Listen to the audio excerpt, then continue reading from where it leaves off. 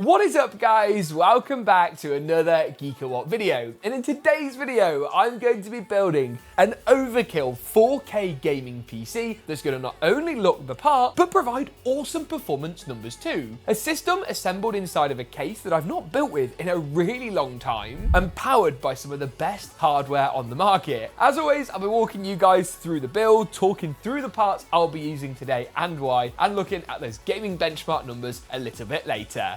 Let's do this.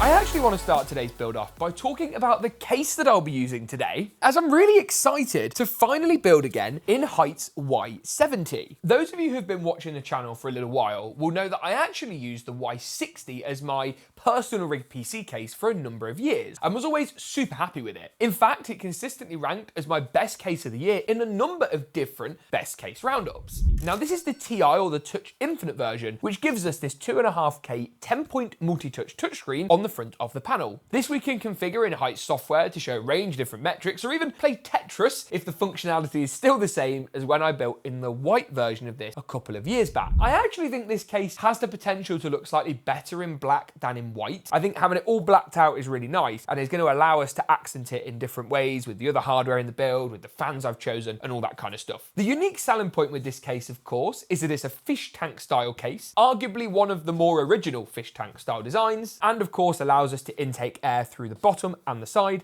and exhaust out the top and the back. The design of this is really nice. It does feel quite a bit larger than the Y60, and if you spin around, you can see it's the attention to detail, like these slats for airflow on the rear panel that follow around and perfectly match the slats on the top of the case in a sort of waterfall style design. If I remove the rear panel, which is fully toolless, you'll see loads of room at the back here for cable management, power supply installs down here at the bottom, we've got our 3.5mm drive cages at the top, and then HYTE's fancy grommets, which should hopefully make cable management a little bit easier. And then in terms of connections, we've got our USB 2 connection, which is going to enable the touchscreen functionality for the touchscreen. And then at the back, you'll also find here a DisplayPort pass-through. So we're going to actually plug a DisplayPort cable in from the graphics card into this pass-through, which again is going to allow us to use the screen here as an additional monitor within Windows if we wish. All the panels are nice and easily toolless as well. So you see the top panel comes off just fine. And we've got room at the top for what I believe to be 3 60mm radiators at maximum. You can see we've got loads of different fan and rail mounting points here as well to make life easy. The only thing I guess stopping the 420mm is just the length. There's not going to be quite enough length here to make that happen. And obviously the angled front panel does reduce clearance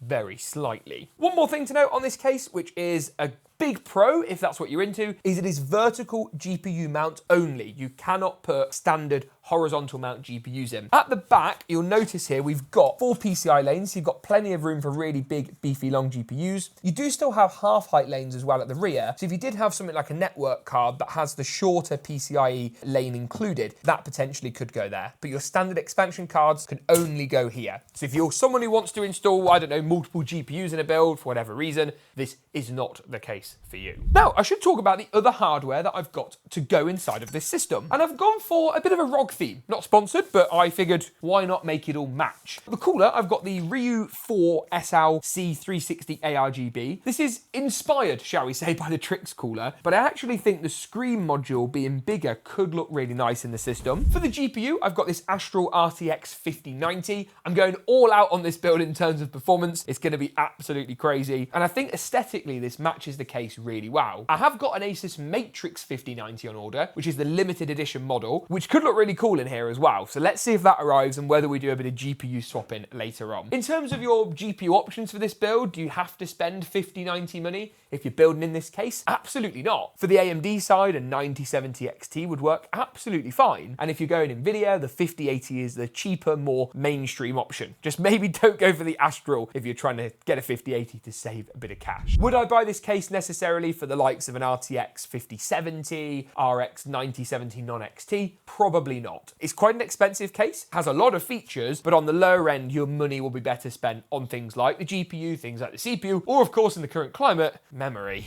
Now let's talk about memory, shall we? Because I feel like I've got to address this in every build, and I understand why. I've had so many comments from people saying, James, like, I really like this build, but I can't buy it because of memory. I've had like not so nice comments being like, James, what are you doing? Like, we can't buy, we can't build these PCs like you're wasting your time. And yeah, it's been a bit of a sad few weeks. Obviously, the situation with memory right now, there's no other word for it, it's completely and I know that those of you looking to build a PC, it's a real barrier. Now for this particular build, I've gone for 32 gigs of DDR5. My advice would be if you've already got a system with DDR5, stick with that for now. Even if you've maybe not got enough, the speed's not very good, keep hold of that until memory prices fall, because they will fall. Now there's no guarantee they're gonna start falling tomorrow, and we're obviously at the point of the year where demand for memory is at the highest it's gonna be. Everyone's building PCs around the holiday season or wants to build PCs. I'm hoping we're gonna see more bundles. I'd love for retailers, Scan, Overclockers here in the UK, Newegg in America, to bundle in memory with things like CPUs and motherboards to try and keep a lid on costs and stop those who are obviously scalping the memory from scalping the memory. Like with GPUs, it will calm down. This cannot last forever, and I'm going to make a dedicated video talking more about it in detail soon. But just know that I do realise how problematic this is, and I'm really sorry to those of you who want to build a PC and just can't right now. But anyway, we're hopefully going to have some fun with this build. I'm sorry for the negativity. Yeah, it's just kind of sad, really, isn't it? Anyway, storage next. We've got more memory to talk about. SSDs haven't been affected in the same way as memory yet, but there's no guarantee that won't follow. So now is probably not a bad time to buy an SSD. Small price increases, but nothing like RAM. I've gone for a Gen 5 Samsung 9100 Pro. It's available in, I believe, 1, 2, 4, or 8 terabytes. Don't bother with a 1 terabyte. No point. Gen 5, I don't understand why you'd buy 1 terabyte. The drive's just too quick, and for the money it's going to cost you, the Gen 5 price premium, you're better off with a Gen 4. So I've gone for the 9100 Pro in the 4 terabyte variety for that very reason. Motherboard is on the floor alongside the CPU I've got for today's system. Now let's do the CPU first, actually. You've got two options really in my book. If you want the best of the best in terms of gaming performance, you can pick up either this, which is the 9950X3D from AMD, or the cheaper 9800X3D. Now in gaming benchmarks, they're pretty split. Sometimes the 9950's faster, sometimes the 98's faster, sometimes we'll retest them and they'll swap places. It's really close. And that's because in effect, they use the same 3D V-cache technology as each other. The only real tangible difference is core count. This particular chip has got a lot more cores than the 9800X3D, which makes it better for those of you who want to do video editing, rendering, streaming. You're running loads of high intensity applications. For gaming, it's not worth the extra money. Yes, you might get a few more frames in Marvel's Rivals, but other than that, the 98 is going to be absolutely fine. I'll link both below for latest pricing at Amazon and Newegg for different regions. Motherboard wise, I have gone X870. I debated going B850 for today's build. I'm actually working at the moment on a Lee & Lee build, which is going to go up for sale on GeekaPC, that uses a 5080 but only has a B850 motherboard. The reason I've gone for the X870 is just for those of you who want to go 9950X3D. If you do, I see the benefit in a board that's got better VRM power delivery and much better connectivity in terms of extra Gen 5, fast USBs, all that kind of stuff. This one here is the ROG STRIX X870E -E, not confusing at all, is it? And you can see it's a rather nice looking motherboard. If I can get it out, I've used it in a few builds on the channel, been pretty happy with it overall. The only thing really I don't like about it, and the only area where ASUS, if you are watching for any reason, I think it could certainly be improved, is the lack of toolless NVMe slots. We've got one here on the right, so that's fine, and I believe it is Gen 5. However, these top two are not toolless, they're both screwdriverable, which feels like a small point, but very weird. And if you've got a screwdriver like this, it's a multi-bit, doesn't fit. Anyway, I think I've covered pretty much all the parts, maybe not covered the power supply in too much detail, but I'm going to go ahead and get the CPU, the memory, and the SSD installed into this X870E-E gaming Wi-Fi, and that will then be ready to move over into the Y70 Touch Infinite.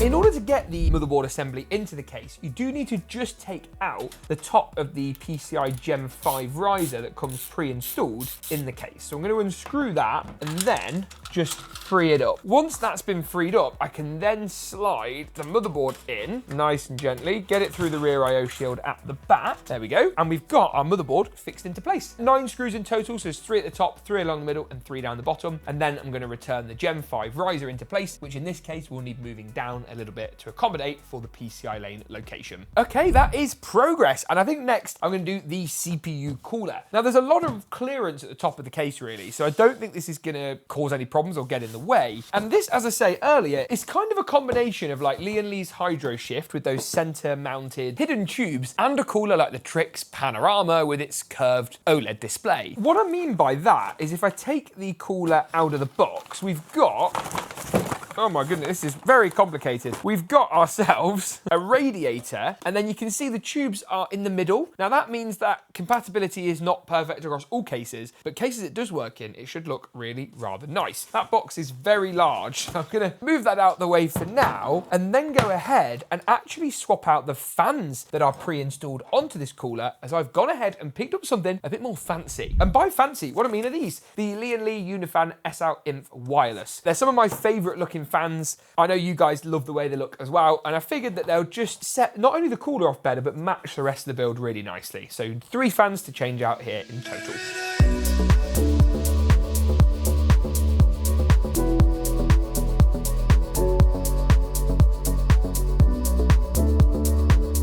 Now what I've gone ahead and done is secured the radiator up to the top of the case, and that's looking pretty good. And then I've also removed the stock AMD mounting hardware in exchange for these 2 plastic brackets instead. That will then allow the actual CPU block to sit straight on top and tighten up through the 4 included screws. You will need to slide the actual top of the cooler left and right a little bit to gain access to those screws and get them nice and tight. Remember your thermal paste too, as that's super important.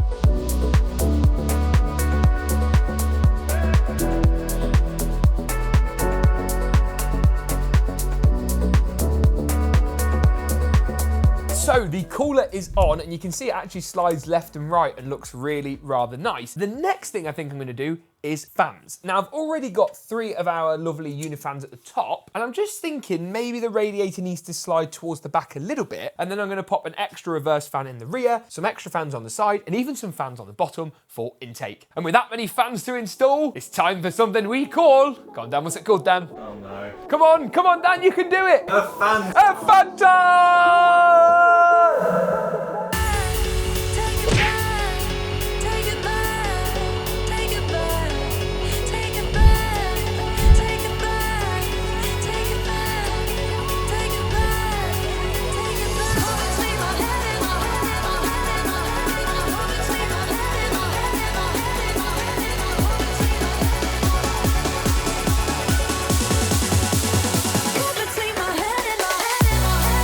Really starting to come together. We've got our Lee & Lee on the top, on the side, on the bottom down here, at the back. Oh, it's going to be beautiful. However, I'm going to go ahead and do the power supply next and resist the temptation to install, for now, the Astral, but potentially the Matrix 5090 in the case. Now, I have done a test fit already, and it's tight, but it does fit, and my goodness, does it look good. I mean, look at that. That is quite something else. Now, the RM1000X is the power supply that I've gone for. Depending on what you do, whether you go 5080, you probably can get away with an 850. 5090, you'll want 1000 or 1200. Again, all depends on things like your CPU, whether you plan to overclock, all of that good stuff. Now, this power supply doesn't come with PSU cable extensions per se, but it does come with rather nice nylon individually sleeved cables, rather than some of the less nice cables you get on other units. As such, I'm going to go ahead and get all those into the power supply, plug that up, and connect all the cables and wiring. This particular video isn't going to be a full cables and wiring guide, but we have got one on the channel, so go and check it out if you like in the cards section now. Right, and then it's GPU time, and this thing looks so good. I'm so happy with it so far. Graphics card, it's more than 2 slots, this particular design, but it's only 2 PCI lanes wide. So I'm going to go ahead and just remove the back 2 PCI lanes. So there's one, and of course, the second. Oh yeah, good stuff. And then once these have been taken out of the way, the Astral is going to slot into place. And of course, remember that we're hoping to get the Matrix to swap into here tomorrow. But let's see how the Astral looks for now, as the Astral is probably the more realistic option for those of you, especially those of you who don't want to go 5090 and want to go 5080 instead. Can we get it lined up? Is that in? Is that lined up? I can't see. No, it's not. Is that lined up now? Yes. Here we go. Right, big push. Oh my goodness me. This is insane. Wow, wow, wow. Come on, screw in. Oh yes. And then some GPU power just to go in the top and finish things off. And that is what you call a gaming PC build. Now there is a peel to do on the CPU cooler as well, which I think is going to be really satisfying. Oh, and not at the front. Oh, here we go. Here we go. Woo! Baby. Oh, I'm lost for words. That definitely doesn't happen very often.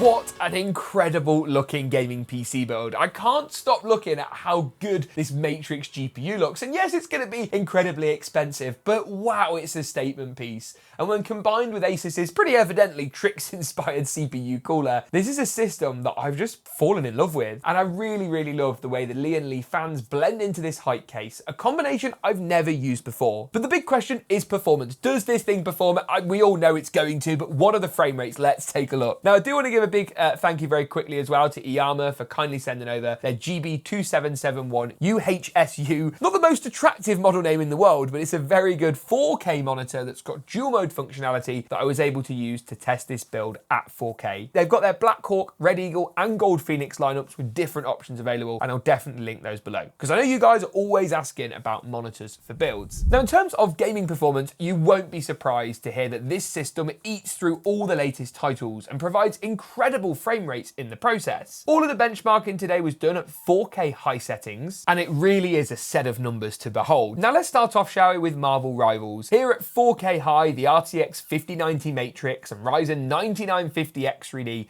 stormed through the field with 158 frames per second on average. Move into Cyberpunk 2077 at 4K max, and here the frame rates were very strong too, with more than 140 frames per second on average. Battlefield 6 delivered an incredible 136 FPS at that 4K high settings preset, while Arc Raiders also delivered in a big way with 170.8 frames per second at 4K high. Finally, to wrap up, a personal favourite of mine, F1 2025, again at that 4K high preset, and here this system achieved an incredible set of results with nearly 220 frames per second on average using the game's inbuilt benchmarking mode. This is a system that I'm not necessarily recommending you should build or you should buy based on how incredibly expensive it is, but boy, if you want a great looking case, you want a really unique CPU cooler, there's definitely some hardware here that I'd consider picking up. And as always, I'll link it in the description below. If you enjoyed today's video, make sure to get subscribed. Thanks for watching, and as always, we'll see you in the next one.